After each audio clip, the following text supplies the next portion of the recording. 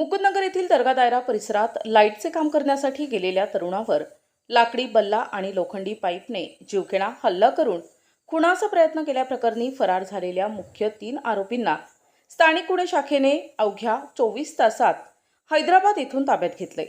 आरोपींना हैदराबादला पळून जाण्यास मदत करणाऱ्या दोघांनाही पोलिसांनी ताब्यात घेतले।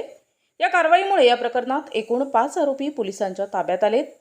7 ऑगस्ट रोजी दुपारी सुमारे 4 वाजेच्या सुमारास अक्षय कैलास मुळे आणि धीरज कसरूसिंग राजपूत हे मुकुंदनगर येथील दर्गा दायरा परिसरात लाईटचे काम करण्यासाठी गेले होते।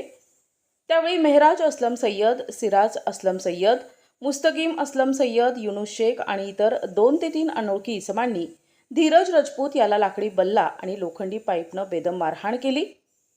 तसेच इसको मार डालो असं म्हणत त्याला जिवेठार मारण्याचा प्रयत्न केल्याचे फिर्यादीत नमूद आहे। या प्रकरणी भिंगार कॅम्प पोलीस ठाण्यात गुन्हा दाखल करण्यात आलाय।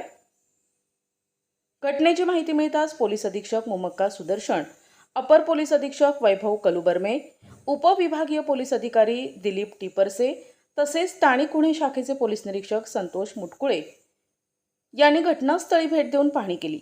गुन्ह्याचे गांभीर्य लक्षात घेऊन पोलीस अधीक्षक सुदर्शन यांनी स्थानिक गुन्हे शाखेला फरार आरोपींचा तातडीने शोध घेण्याचे आदेश दिले। त्यानुसार स्थानिक गुन्हे शाखेने विशेष तपास पथक तयार केले। गुप्त बातमीदार तसेच तांत्रिक विश्लेषणाच्या आधारे 8 ऑगस्ट रोजी मुख्य आरोपी हैदराबाद येथे असल्याची माहिती पोलिसांना मिळाली। त्यानंतर पथकाने हैदराबाद गाठून हैदराबाद सिटीच्या खैरताबाद झोनच्या कमिशनर टास्क फोर्सच्या मदतीने शोध मोहीम राबवली। या कारवाईत मुस्तकीम ख्वाजा मियां सय्यद, मेहराज इब्राहिम सय्यद आणि सिराज इब्राहिम सय्यद यांना हैदराबादमधून ताब्यात घेण्यात आले।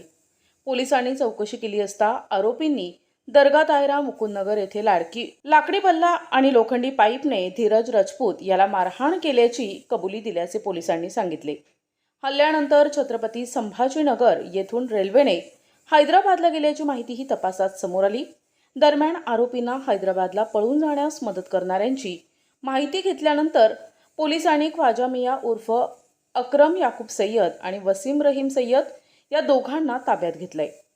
ताब्यात घेण्यात आलेल्या 5ही आरोपींना पुढील तपासासाठी भिंगार कॅम्प पोलीस ठाण्याच्या ताब्यात देण्यात आले। या प्रकरणात पुढील तपास भिंगार कॅम्प पोलीस ठाणे करत आहे।